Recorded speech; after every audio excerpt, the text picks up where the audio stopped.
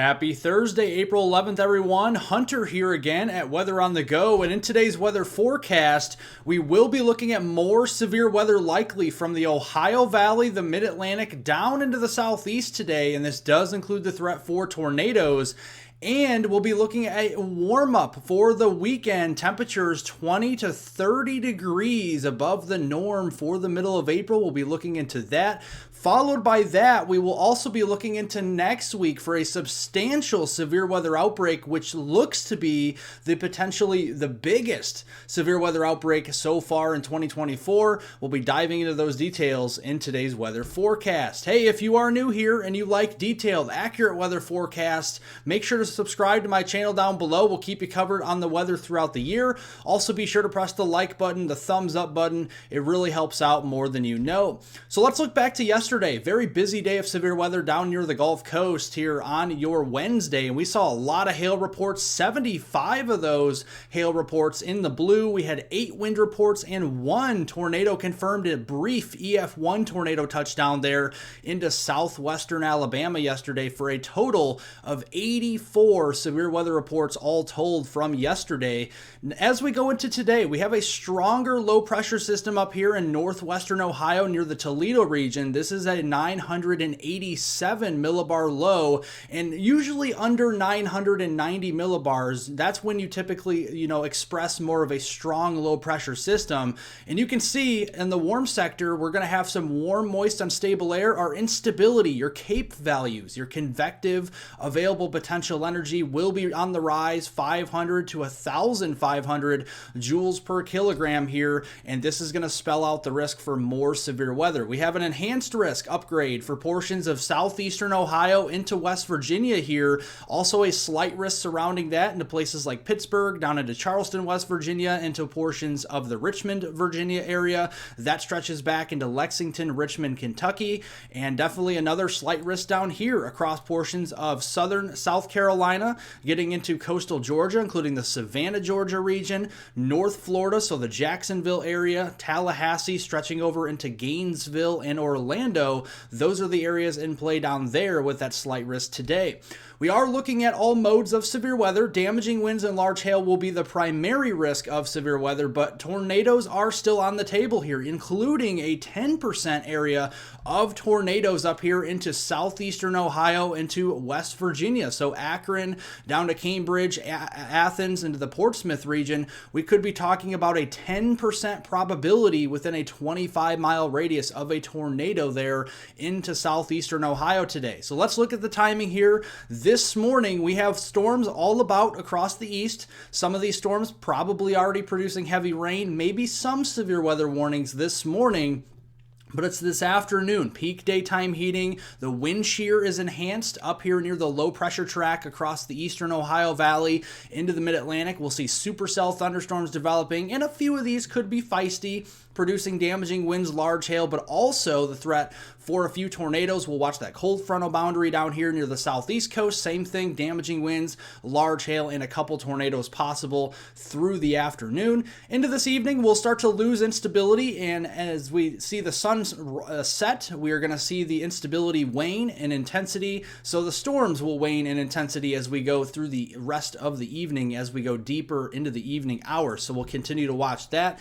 Going into Friday, we still see that storm occluding up here into southeastern Canada. A little bit of some marginally cold air trying to get in on the backside could turn some of this rain over to wet snow, but that will mainly stay up into southeastern Canada. Otherwise, seeing a windy day, but also a rainy day for the eastern Ohio Valley and into interior New England as we go through the day on Friday. All told, very heavy rainfall amounts across the eastern third of the country, the Great Lakes all the way down here to the southeast and the east coast from Florida to Maine. Looking here, widespread rainfall totals over an inch. Some areas could be seeing some rainfall amounts over 2 inches going through your Saturday morning commute on the weekend. So make sure, again, flash flooding will be a concern here as a lot of this rainfall will be coming down with just the next 24 to 48 hours. Now, as we go into the weekend, a ridge of high pressure will be building north across the U.S. here. So we breathe a sigh of relief for the weekend after what was a very busy week of weather, including severe weather from the southern plains to the southeast and up the east coast.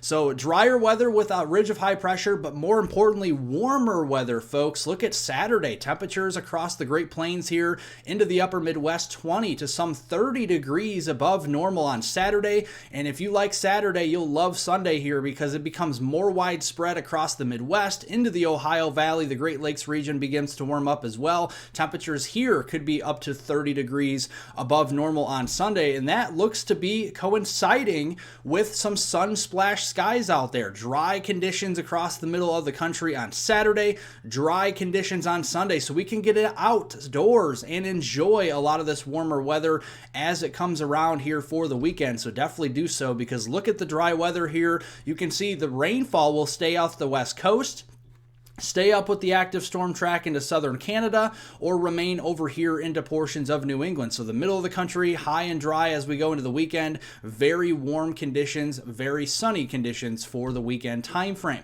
Now, the weekend will spill over into early next week for the work week here on Monday. Yeah, 30, 32 degrees above normal with our temperatures here in the middle of the country. We'll see that slide east on Tuesday. And you know what good comes to an end at some point, and we start to see another significant trough storm system moving in across the west. This is our next major player here for severe weather next week. This is on Monday, entering into the Four Corners region as a neutrally tilted trough Monday night. We don't like to see this, folks, especially into the middle of April. A negatively tilted trough bringing a lot of dynamics across the southern but the central plains, and then that trough will again eject north and eastbound into the upper Midwest on Tuesday, April the 16th, still as a negatively tilted trough. So what this means, the Storm Prediction Center, already 5 days in advance here, has confidence in a slight to an enhanced risk of severe weather. This is a level 2 out of 5 in the yellow, level 3 out of 5 in the orange.